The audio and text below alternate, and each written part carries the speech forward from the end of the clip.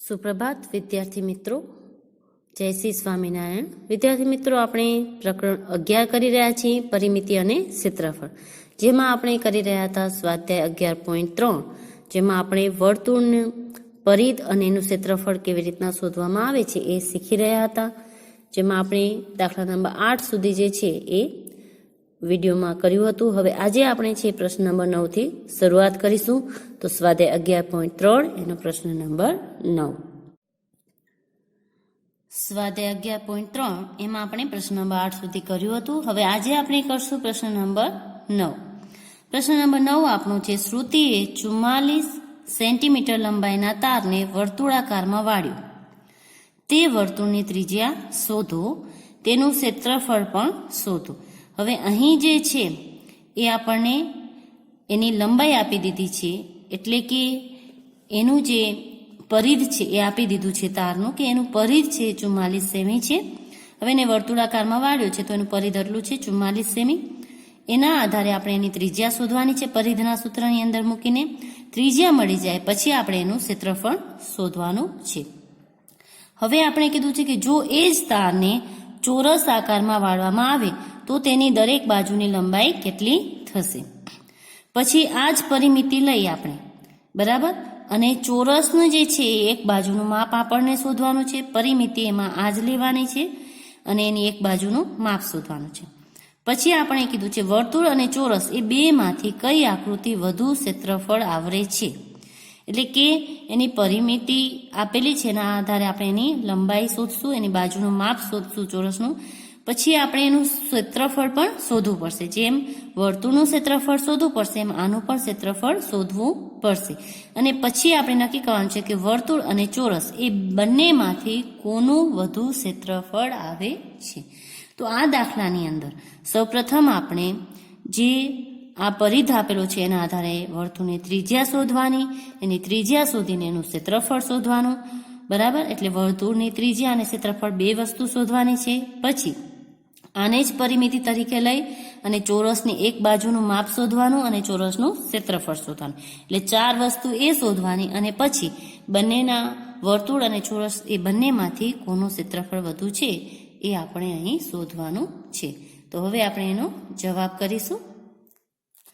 અહીં આપણે પાઈ બરાબર 22/7 આપેલા છે, એટલે પાઈની જગ્યાએ આપણે 22/7 લેશું, બરાબર.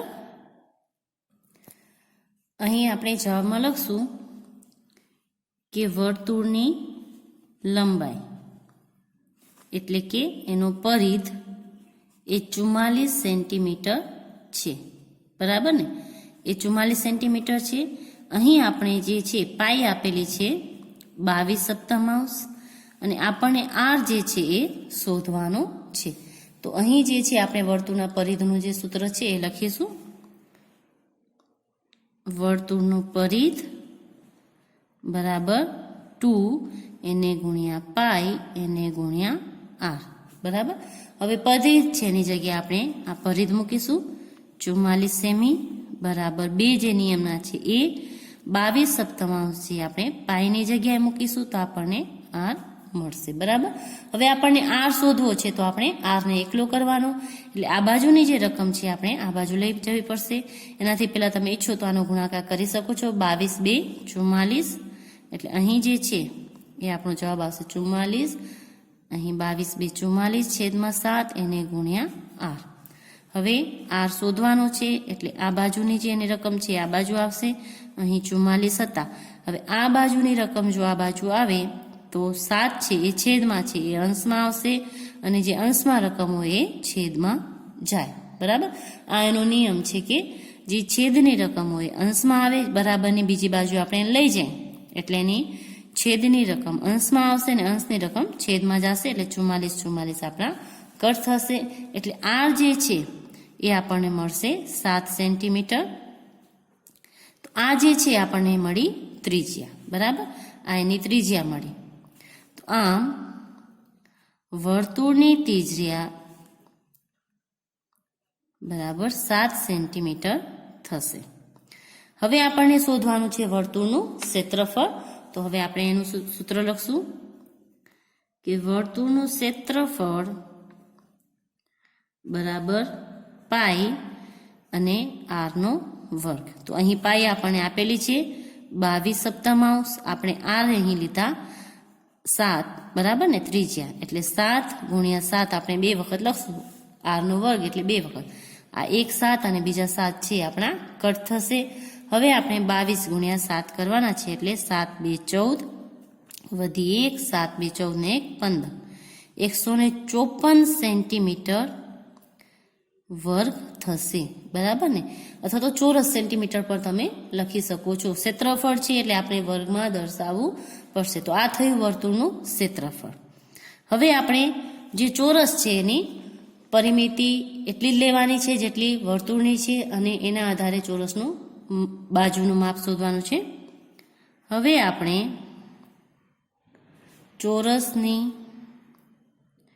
બાજુનું માપ શોધશું.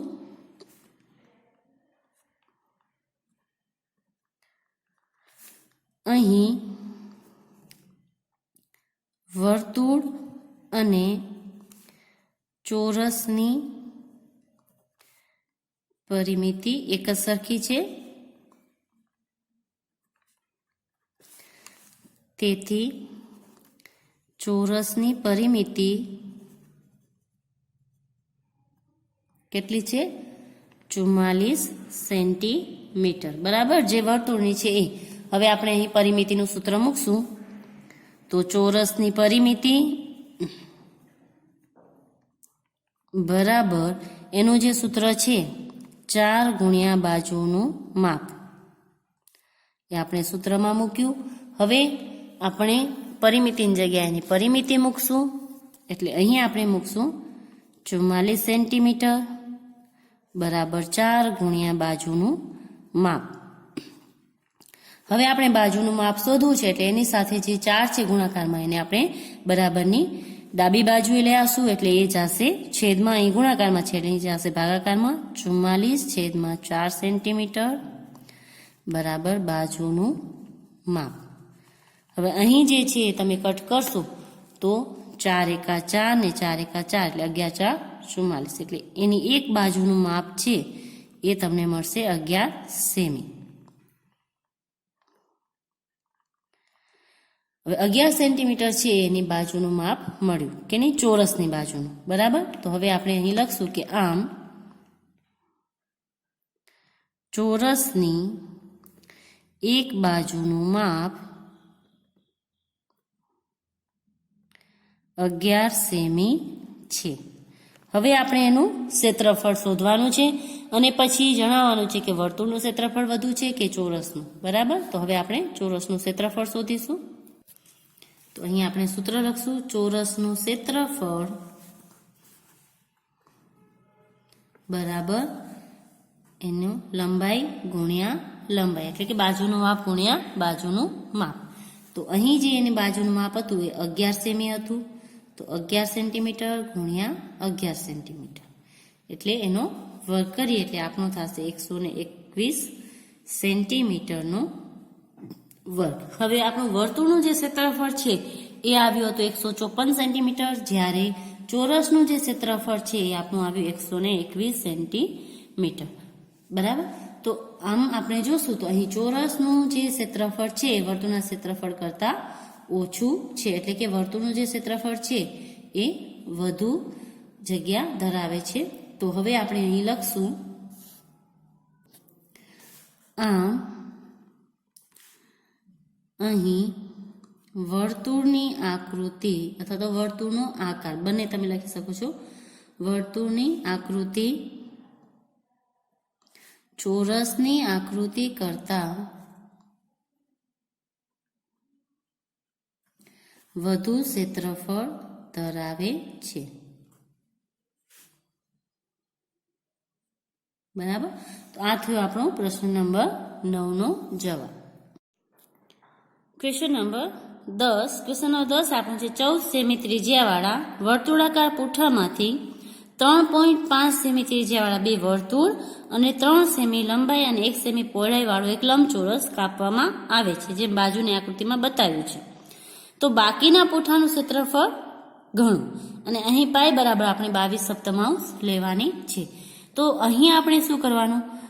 સૌ પ્રથમ જે 14 સેમી છે એ ત્રિજ્યા લઈ અને આ જે છે એનું ક્ષેત્રફળ શોધવાનું છે, બરાબર, આખા પૂઠાનું.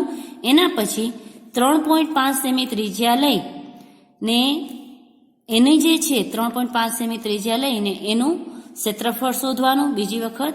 એવા 2 વર્તુળ છે એટલે પછી એનો જે જવાબ આવે એને ગુણ્યા 2 કરશું, એટલે એટલા 2 વર્તુળ કાપ્યા છે એમાંથી પછી આપણે માઇનસ કરશું જે આનું ક્ષેત્રફળ આવ્યું હશે એમાંથી 3.5 સેમી ત્રિજ્યાવાળાનું શોધી એને ગુણ્યા 2 કરી અને એમાંથી માઇનસ કરશું. અને પછી આ લંબચોરસ છે એનું ક્ષેત્રફળ શોધવું જેની લંબાઈ છે 3 સેમી અને પહોળાઈ છે 1 સેમી, એનું ક્ષેત્રફળ શોધી અને એ પણ આ વર્તુળના ક્ષેત્રફળમાંથી માઇનસ કરશું, બરાબર.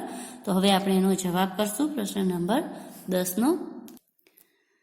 અહીં તમારે પ્રશ્ન ઉતારી લેવાનો છે, હું ડાયરેક્ટ અહીં જવાબ કરું છું. અહીં છે સૌ પ્રથમ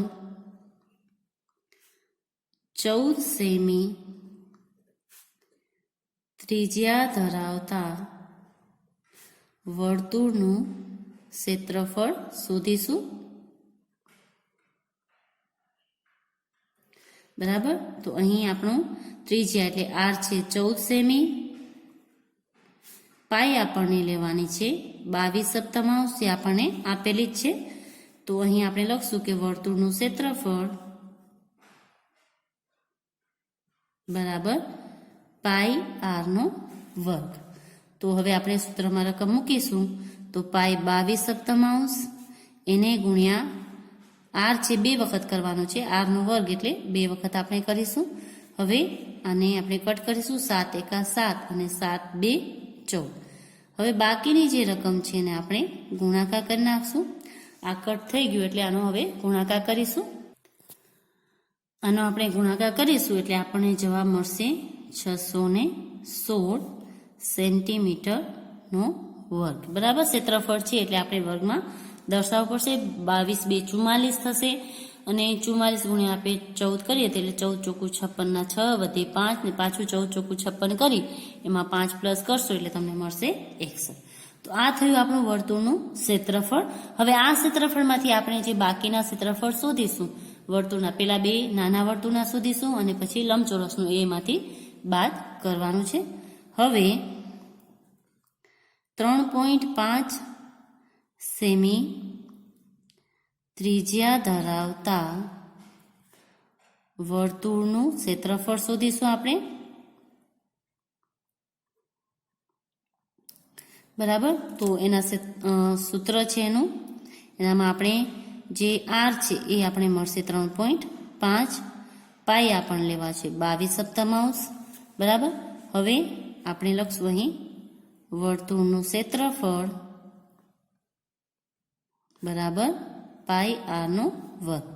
હવે આપણે સૂત્રમાં રકમ મૂકશું તો પાઈની જગ્યાએ આપણે પાઈ લખશું 22/7, r ની જગ્યાએ 3.5. અહીંથી પોઈન્ટ કાઢવું હોય તો તમે એની નીચે 10 કરો તો પોઈન્ટ એનું નીકળી જાય. 1 દશાંશ ચિહ્ન કાઢવું હોય તો અહીં 1 0 કરવાનો, બરાબર. એટલે મેં દશાંશ ચિહ્ન કાઢી નાખ્યું, આવી રીતના આપણે લખી નાખ્યું. તો તમે દશાંશ ચિહ્ન કાઢવું હોય તો નીચે 10 કરો તો એનું દશાંશ ચિહ્ન જે છે એ નીકળી જશે. હવે 7 × 7, 7 × 5 35, 5 × 5, 5 × 2 10, 2 × 2 અને 11 × 2 22, બરાબર. હવે આપણી પાસે છે 35 × 11. હવે આ જે છે એ કટ થશે નહીં તો આપણે આનો આવી જ રીતના ગુણાકાર હવે કરી નાખશું, બરાબર. અહીં આપણે એની સાથે ગુણ્યા 2 કરીએ તો આ કટ થઈ જશે. તો 2 એટલે કે આપણે 2 એવા જે વર્તુળ છે એનું લેવાનું છે એટલે આપણે અહીંયા સૂત્રમાં આપણે એને ગુણ્યા 2 કરી નાખીએ, બરાબર. તો આ કટ થઈ જશે. 2 × 2 અને 2 × 5 10, 5 × 5 અને 5 × 7 35. તો 2 આપણે વર્તુળ જે કરવાનું છે 2નું ક્ષેત્રફળ એટલે આપણે એને ગુણ્યા 2 કરી શકીએ છીએ.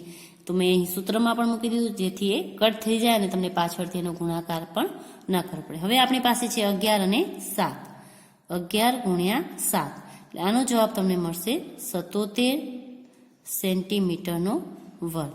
આ જે 2 વર્તુળ છે એનું આપણે એક જ સાથે શોધી લીધું, એને ગુણ્યા 2 કર્યા એટલે એક જ સાથે એનું ક્ષેત્રફળ મળી ગયું. હવે આપણે લંબચોરસનું ક્ષેત્રફળ શોધી અને પછી બધા એક સાથે આનામાંથી આપણે માઇનસ કરશું. તો લંબચોરસનું ક્ષેત્રફળ લંબચોરસનું ક્ષેત્રફળ બરાબર લંબાઈ ગુણ્યા પહોળાઈ. તો એની લંબાઈ અને પહોળાઈ આપણે આપેલી છે 3 ગુણ્યા 1 બરાબર. તો એનું ક્ષેત્રફળ થશે 3 એકા 3 સેન્ટીમીટરનો વર્ગ. હવે 77 પ્લસ આપણે 3 કરશું, એનો જે જવાબ આવશે આ બંને એ આમાંથી આપણે માઇનસ કરશું. હવે આપણે અહીં લખશું વર્તુળમાંથી કાપેલ વર્તુળ અને લંબચોરસનું કુલ ક્ષેત્રફળ બરાબર 77 પ્લસ 3 એટલે આપણા થશે 77 પ્લસ આપણે 3 કરીએ એટલે આપણા થશે 80 સેન્ટીમીટરનો વર્ગ બરાબર. હવે આ જે 80 સેન્ટીમીટરનો વર્ગ છે આપણે 616 માંથી માઇનસ કરવાનું છે, જે આપણું પહેલા આપણે પૂઠાનું ક્ષેત્રફળ શોધ્યું હતું એનામાંથી બરાબર. બાકીના પૂઠાનું ક્ષેત્રફળ બરાબર 616 માઇનસ આપણે કરશું 80 સેન્ટીમીટરનો વર્ગ. 6 માંથી 0 જાય તો 6, 1 માંથી 8 ન જાય એટલે આપણે 11 માંથી 8 કાઢશું એટલે આવશે 3, અહીંયા આવશે 5.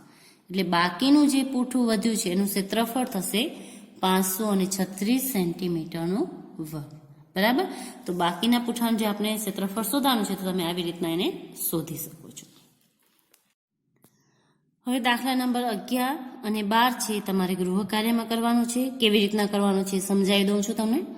6 સેમી બાજુવાળા ચોરસ આકારના એલ્યુમિનિયમ પતરામાંથી 2 સેમી ત્રિજ્યાવાળું વર્તુળ કાપવામાં આવે છે. બાકીના પતરાનું ક્ષેત્રફળ કેટલું? અહીં આપણને કીધું છે કે 6 સેમી બાજુવાળું ચોરસ છે, ચોરસ આકારનું એલ્યુમિનિયમનું પતરું છે. તો પહેલા આપણે ચોરસનું અહીં ક્ષેત્રફળ શોધવું પડશે, જે મેં આગળ તમને શોધાવી એવી રીતના. એનામાંથી પછી 2 સેમી ત્રિજ્યાવાળું 2 સેમી ત્રિજ્યા લઈ અને વર્તુળનું ક્ષેત્રફળ શોધવાનું.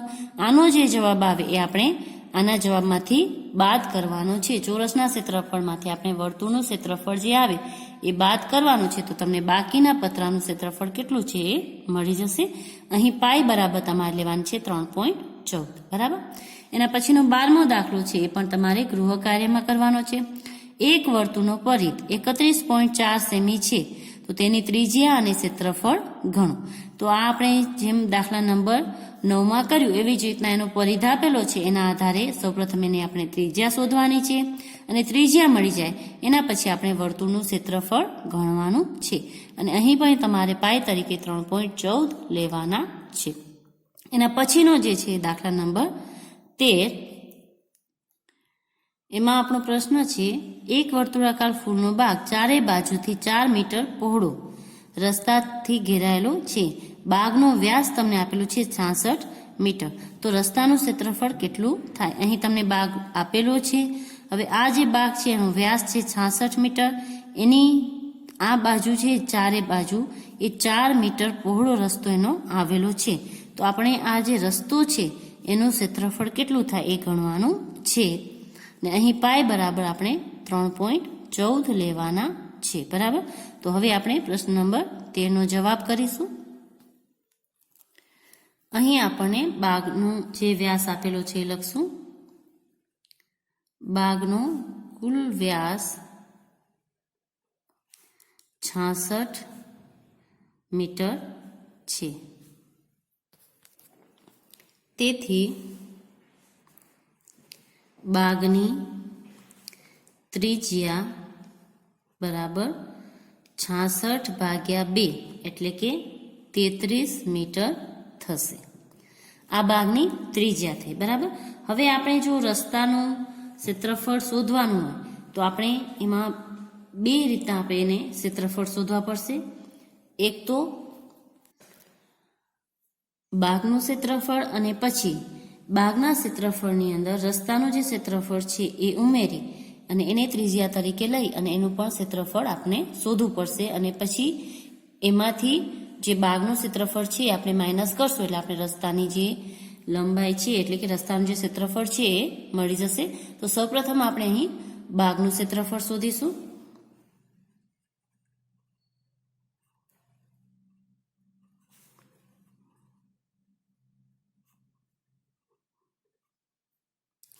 તો એનું ક્ષેત્રફળનું સૂત્ર છે બાગનું ક્ષેત્રફળ બરાબર આપણે છે પાઈ આરનો વર્ગ.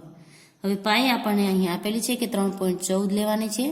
તો જો તમારે પાઈની 3.14 છે અહીંથી જો પોઈન્ટ કાઢવો હોય તો પાઈ બરાબર તમે 314 એની નીચે 100 એટલે કે 2 રકમ પછી પોઈન્ટ છે તમે 100 મૂકી શકો છો. તો હું અહીં નીચે છેદમાં 100 મૂકીને લઈશ અને પાઈની કિંમત 314 એની છેદમાં 100 એટલે અહીંથી પોઈન્ટ નીકળી ગયા. બરાબર.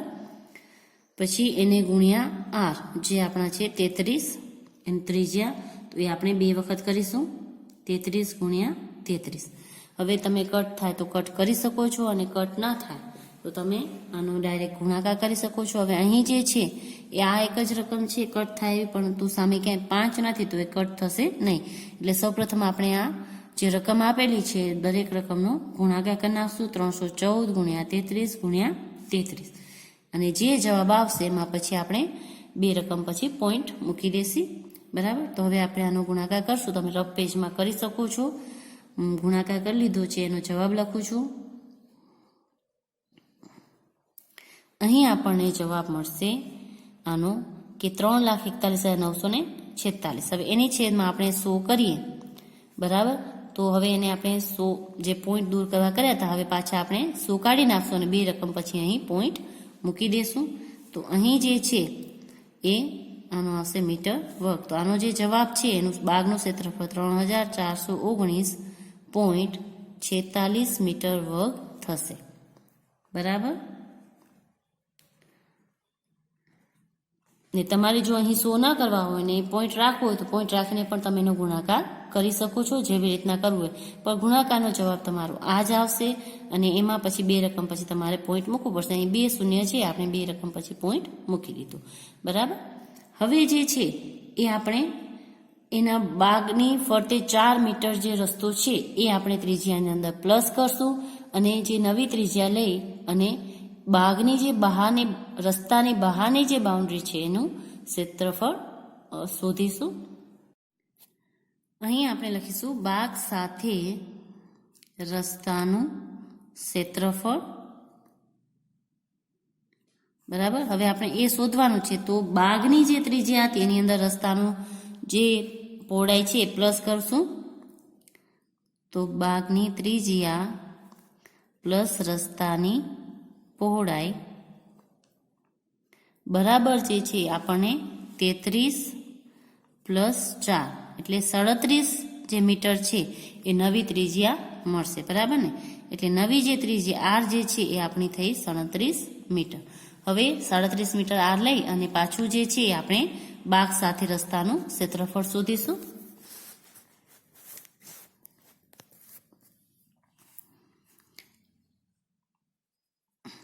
બાગ સાથે રસ્તાનું ક્ષેત્રફળ બરાબર પાઈ આરનો વર્ગ. અહીં પણ જો તમે ઈચ્છો તો છેદમાં 100 કરી શકો છો અને ના કરવા હોય તો 3.14 એમ લઈ ને તમે એવી જ રીતના એનો ગુણાકાર કરી શકો છો. હવે આ ત્રણેયનો આપણે ગુણાકાર કરવાનો છે. તમે રફ પેજમાં એનો ગુણાકાર કરી લેજો. બરાબર. તો આનો ગુણાકાર કરશું તો આપણને જવાબ મળશે 4,298. અહીં પોઈન્ટ આવશે. અહીં 2 રકમ પછી પોઈન્ટ છે એટલે અહીં પણ જવાબની અંદર પણ 2 રકમ પછી પોઈન્ટ આવશે મીટર વર્ગ. આ થયું બાગ સાથે રસ્તાનું ક્ષેત્રફળ. હવે આપણે માત્ર રસ્તાનું ક્ષેત્રફળ શોધવું હોય તો બાગ સાથે રસ્તાનું ક્ષેત્રફળ એમાંથી માઇનસ કરવાનું બાગનું ક્ષેત્રફળ. તો આપણને રસ્તાનું ક્ષેત્રફળ મળી જશે. બરાબર. તો હવે આપણે લખશું અહીં જવાબમાં બાગના રસ્તાનું ક્ષેત્રફળ બરાબર બાગ સાથે રસ્તાનું ક્ષેત્રફળ માઇનસ બાગનું ક્ષેત્રફળ. બરાબર. આ બંને ક્ષેત્રફળને બાદબાકી કરીએ એટલે આપણે રસ્તાનું જે ક્ષેત્રફળ છે એ મળી જશે. તો અહીં આવશે 4298.66. એમાંથી આપણે માઇનસ કરવાનું છે 3419.46. આપણે અહીં લખશું મીટરનો વર્ગ. બરાબર. હવે આપણે એમાંથી માઇનસ કરવાનું છે. તો અહીં આપણે માઇનસ કરશું તો 6 માંથી 6 જશે એટલે 0, 6 માંથી 4 જાય તો 2, 8 માંથી 9 ન જાય એટલે 18 માંથી 9 જાય તો 9, અહીં 8 રહેશે, 8 માંથી 1 જાય તો 7, અહીં 2 માંથી 4 ન જાય એટલે 12 માંથી 4 જાય તો 8, અહીં 3 રહેશે, 3 માંથી 3 જાય તો 0. બરાબર. તો આ જે છે એ બાગના રસ્તાનું ક્ષેત્રફળ થશે 869.20 મીટરનો વર્ગ. બરાબર. આમ બાગના રસ્તાનું ક્ષેત્રફળ 879.20 મીટરનો વર્ગ થશે. હવે આપણે કરશું પ્રશ્ન નંબર 14. પ્રશ્ન નંબર 14 આપણો છે એક વર્તુળાકાર ફૂલના બાગનું ક્ષેત્રફળ 314 મીટર વર્ગ છે. બાગના કેન્દ્રમાં મૂકેલ પાણી છાંટવાનું મશીન 12 મીટર ત્રિજ્યાવાળા વર્તુળાકાર ભાગ પર પાણી છાંટી શકે છે. આ મશીન આખા બાગને પાણી છાંટી શકશે એમ આપણને અહીં પૂછ્યું છે. તો અહીં જે છે આપણે બાગનું ક્ષેત્રફળ આપેલું છે 314 મીટરનો વર્ગ. બરાબર.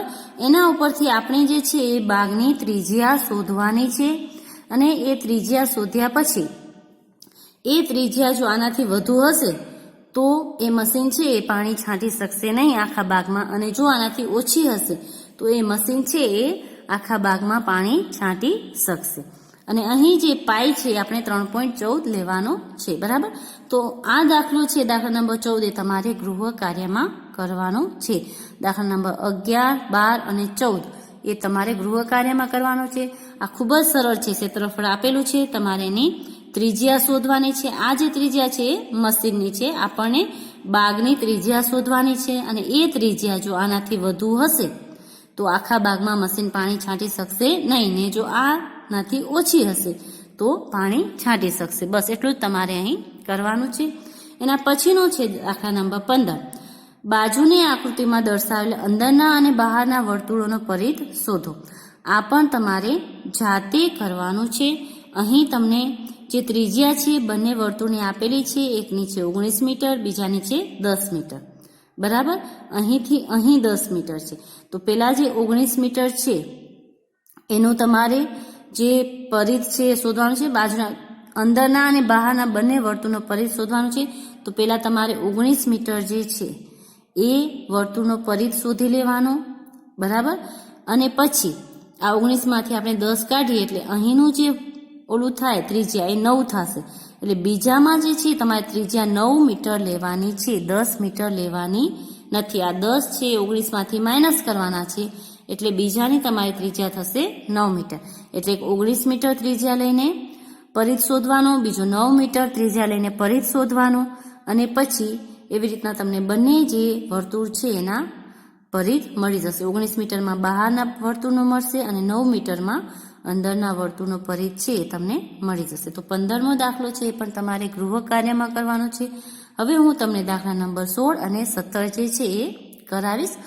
તો દાખલા નંબર 16ની અંદર આપણને કહ્યું છે કે 352 મીટર અંતર કાપવા માટે 28 સેમી ત્રિજ્યાવાળા પૈડાએ કેટલા આંટા ફરવું પડે. બરાબર. તો અહીં જે છે એમ કીધું છે કે 352 મીટર અંતર કાપવું હોય આપણે તો 28 સેન્ટીમીટર ત્રિજ્યાવાળું જે પૈડું હોય એને કેટલા આંટા ફરવું પડે. તો સૌપ્રથમ આપણે આનું પરિઘ શોધીશું અને એ જે પરિઘ આવશે એ આને ભાગાકાર કરીશું એટલે આપણને ખબર પડશે કે 3 આંટા ફરવા પડે કે 4 આંટા ફરવા પડે કે 2 આંટા ફરવા પડે. બરાબર. અને અહીં પાઈ બરાબર આપણે આપેલો છે 22/7. તો હવે છે હું દાખલા નંબર 16નો જવાબ કરું છું. તમારે પ્રશ્ન જે છે ઉતારી લેવાનો છે. પ્રશ્ન નંબર 16નો જવાબ કરું છું. તમારે પ્રશ્ન ઉતારીને લખવાનો છે. અહીં જે આપણને આપેલી છે ત્રિજ્યા એ 28 સેમી છે. તો આપણે અહીં લખશું પૈડાની ત્રિજ્યા એટલે કે R બરાબર 28 સેન્ટીમીટર. બરાબર. હવે અહીં આપણને પાઈ આપેલો છે 22/7. આપણને શોધવાનું છે પૈડાનું પરિઘ. બરાબર. પેડાના પરિધનું આપણે સૂત્ર લખવાનું છે 2 પાઈ અને r. તો અહીં આપણે કરશું 2 પાઈમાં કરશું 22 સપ્તમાંશ અને r ની જગ્યાએ આપણે કરશું 28. આ 7 છે એ અને 28 કટ થશે, 7 એકા 7 અને 7 4 28. બરાબર. હવે આપણે જે સંખ્યા છે એનો ગુણાકાર કરીશું તો 2 ગુણ્યા 22 ગુણ્યા 4, 4 2 8, 8 2 16 નો 6 વધી 1, 2 2 4 ને 8 2 16 ને 1 17. બરાબર. પેલા આપણે આ બેનો ગુણાકાર કરી નાખ્યો 4 2 8. હવે 8 ને આપણે 2 વડે ગુણીએ તો 8 2 16 વધી અહીંયા 1 કરીએ, પાછું 8 ને 2 વડે ગુણીએ એટલે 16 ને 1 17. તો 176 જે સેન્ટીમીટર છે એનો પરિધ થશે. બરાબર. હવે આપણે એનો પરિધ મળી ગયો. આ છે પેડાનો પરિધ. હવે આપણને કીધું છે કે 352 મીટરનું અંતર કાપવું છે. બરાબર. તો એને કેટલી વખત જે પેડો છે એને ફરાવવો પડે. હવે આપણે જે આ પરિધ મળ્યો છે સેન્ટીમીટરમાં મળ્યો છે અને અંતર જે કાપવાનું છે આપણું મીટરમાં છે. તો સૌપ્રથમ જે મીટર છે એને તમે કાં તો સેન્ટીમીટરમાં ફરાવી નાખો અથવા તો સેન્ટીમીટરને મીટરમાં ફરાવવું પડે. બરાબર. તો જ આપણે એનું જે કેટલા એના ચક્કર લગાવવા પડે એ મળે. હવે 352 મીટર અંતર કાપવા માટે પૈડાએ કેટલા આંટા ફરવું પડે. હવે પૈડું એક આંટો લગાવે તો 176 સેન્ટીમીટર થાય. એક આંટો પૂરો કરે એટલે 176 સેન્ટીમીટર થાય. એટલે આપણે જે આ મીટર છે એને સેન્ટીમીટરમાં ફરાવીશું. સૌ પ્રથમ 352 મીટરને સેમીમાં ફેરવતા એટલે 352 ગુણ્યા 100 બરાબર 35,200 સેન્ટીમીટર થશે. હવે આપણે આ સેન્ટીમીટરમાં મળી ગયું. હવે જે છે એ આપણે એને 176 સેન્ટીમીટર વડે ભાગાકાર કરીશું.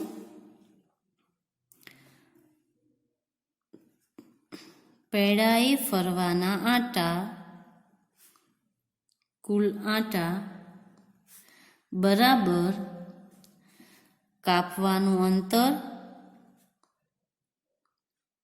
અને પૈડાનો એને ભાગ્યા પૈડાનો પરિધ. એને કેટલું અંતર કાપવાનું છે એને આપણે ભાગ્યા કરવાનું છે પૈડાનો પરિધ.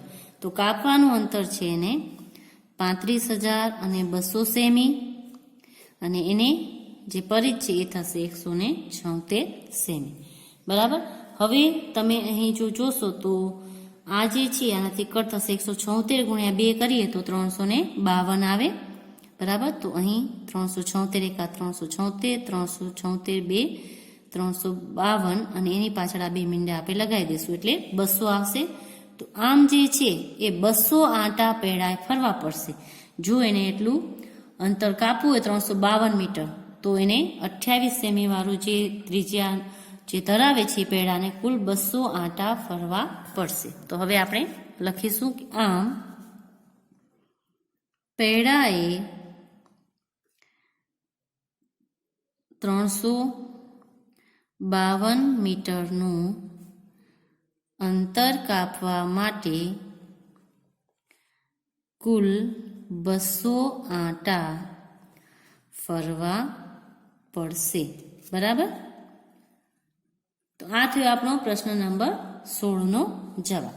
હવે આપણે કરશું પ્રશ્ન નંબર 17. પ્રશ્ન નંબર 17 આપણો છે વર્તુળાકાર ચંદાવાળી ઘડિયાળનો મિનિટ કાંટો 15 સેમી લાંબો છે. આ કાંટાનું ટોચનું બિંદુ 1 કલાકમાં કેટલું અંતર કાપશે. અહીં આ જે મિનિટ કાંટો જે લંબાઈ આપેલી છે 15 સેમી એની આપણે ત્રિજ્યા લેવાની છે અને વર્તુળાકાર છે એની આ ત્રિજ્યા લઈ અને આપણે કીધું છે આ કાંટાનું ટોચનું બિંદુ જે 1 કલાકમાં કેટલું અંતર કાપશે એ આપણે શોધવું છે. એટલે આપણે એની અંદર એનો પરિધ શોધવાનો રહેશે. બરાબર ને. એટલે કે આખો જે આમ 1 કલાકમાં એ કાંટો ફરે તો કેટલું અંતર કાપે. 1 કલાકમાં એ મિનિટ કાંટો એ આખો રાઉન્ડ ફરે છે તો એ કેટલું અંતર કાપશે એ શોધવા માટે આપણે એનો પરિઘ શોધવો પડશે. અને અહીં આપણને પાઈ બરાબર 3.14 લેવાના છે. તો હવે આપણે પ્રશ્ન નંબર 17નો જવાબ કરીશું ને પ્રશ્ન તમારે ઉતારી લેવાનો છે.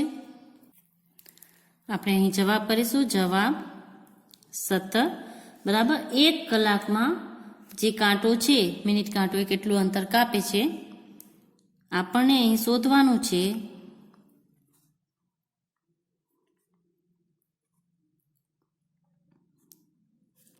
કે 1 કલાકમાં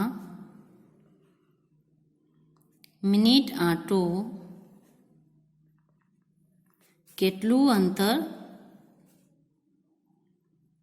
કાપે છે એ શોધવા માટે આપણે ઘડિયાળનું પરિઘ શોધવું પડશે. બરાબર, પરિઘ શોધવું પડશે. તો હવે આપણે અહીં લખશું એની જે ત્રિજ્યા છે એની મિનિટ કાંટાની જે લંબાઈ છે એ આવશે 15 સેન્ટીમીટર અને પાઈ આપણને આપેલી છે 3.14 જે આપણે લેવાની છે. તો અહીં આપણે લખશું કે ઘડિયાળનું પરિઘ બરાબર 2 પાઈ r. બરાબર, તો હવે આપણે સૂત્રમાં મૂકશું 2 પાઈની જગ્યાએ 3.14 અને આરની જગ્યાએ 15. 15 × 2 30 ગુણ્યા 3.14. તમે મોઢે કેવી રીતના સરળતાથી ગુણાકાર કરી શકો એ તમારે જોવું હોય તો આવી રીતના જે સરળતા થઈ ગઈ 15 × 2 30 એ કરી લીધા. હવે શૂન્ય છે તો શૂન્ય મૂકી દીધું. 3 4 12નો બગડો, વધી આવી 1, 3 1 3 ને 1 4 અને 3 તેરી 9. બરાબર, અહીં 2 રકમ પછી પોઈન્ટ છે તો અહીં પણ આપણે 2 રકમ પછી પોઈન્ટ મૂકી દેશું. એટલે આ જે છે એ આપણો જવાબ થશે 94.20 સેન્ટીમીટર. બરાબર, અથવા તમે 94.2 પણ લખી શકો છો અને 94.20 પણ લખી શકો છો. પાછળ જીરો છે એ કરો કે ના કરો ચાલશે. તો આમ ઘડિયાળનું પરિઘ છે એ થશે આપણું 94.20 સેન્ટીમીટર. તો આમ 1 કલાકની અંદર જે મિનિટ કાંટો છે એ 94.20 સેન્ટીમીટર અંતર કાપશે. અહીં આપણે લખી નાખીએ ઘડિયાળનું પરિઘ. અહીં લખશું આમ 1 કલાકમાં મિનિટ કાંટો 94.20 સેન્ટીમીટર અંતર કાપશે. બરાબર, તો આ થયો આપણો પ્રશ્ન નંબર 7નો જવાબ. હવે તમે ગૃહ કાર્ય નોંધી લેશો. હું અહીં જ લખું છું ગૃહ કાર્ય સાથે. બરાબર, સ્વાધ્યાય આપણું છે 11.3. એમાં જે દાખલા મેં તમને આપ્યા એ છે પ્રશ્ન 11, પછી 12, 15 અને 14. બરાબર, 11, 12, 15 અને 14 એટલે 14 ને 15 તમારે જે 4 દાખલા છે એ ગૃહ કાર્યમાં કરવાના છે. બસ આજ માટે આપણે આટલું જ કરીશું. અને તમને પરીક્ષાની અંદર પણ આ સ્વાધ્યાય 11.3 સુધીના જે દાખલાઓ છે એ જ આવશે પ્રકરણ 11માંથી. તો આટલા સુધીની તમારે પ્રેક્ટિસ કરવાની છે. હવે પછી જે છે આપણે પરીક્ષા પછી મળીશું ત્યારે જે બાકીનું સ્વાધ્યાય કાર્ય છે એ આપણે કરીશું. આશા રાખું છું કે તમને જે દાખલા કરાવ્યા છે એ સમજમાં આવ્યા હશે. અને જો કંઈ પણ તમને પ્રોબ્લેમ હોય તો તમે મને ફોન કરી શકો છો. બસ આજ માટે આટલું જ. આપનો દિવસ શુભ રહે, ઘરે રહો, સ્વસ્થ રહો. આભાર.